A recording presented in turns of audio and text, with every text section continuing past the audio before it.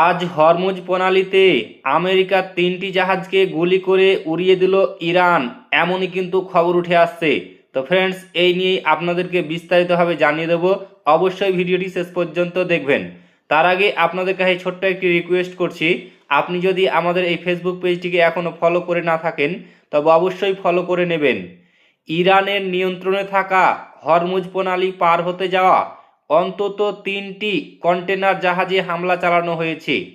সামুদ্রিক নিরাপত্তা সূত্র এবং যুক্তরাজ্যের মেরিটাইম ট্রেড অপারেশন এই তথ্য নিশ্চিত করেছে।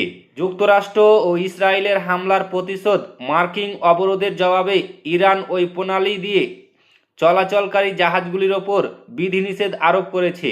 গুরুত্বপূর্ণ এই প্রণালীটি দিয়ে চলাচল করা জাহাজগুলো ইরানের বিপ্লবী গার্ড আইআরসিজির বার্তা না মানলে তাদের উপর হামলা চালানো হয়।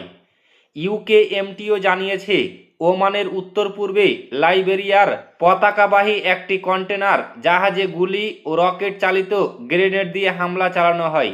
এতে জাহাজটির ওপর অংশ এবং ব্রিজ ক্ষতিগ্রস্ত হয়েছে, তবে সব নাবিক নিরাপদে আছে এবং এতে কোনো অগ্নিকাণ্ড বা পরিবেশগত ক্ষতি হয়নি।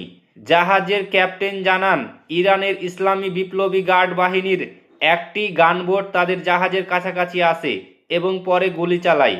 গানবোটে 3জন আরোহী ছিলেন।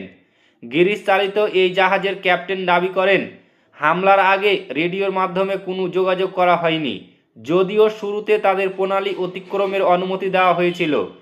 ইউকেএমটি আরও জানিয়েছে, ইরানের পশ্চিমে প্রায় 8 নটিক্যাল মাইল দূরে আরেকটি কন্টেনার জাহাজের ওপর গুলি চালানো হয়। পানামা নিবর্ধিত ওই জাহাজটি ক্ষতিগ্রস্ত হয়েছে এবং এর নাবিকরা নিরাপদে আছেন।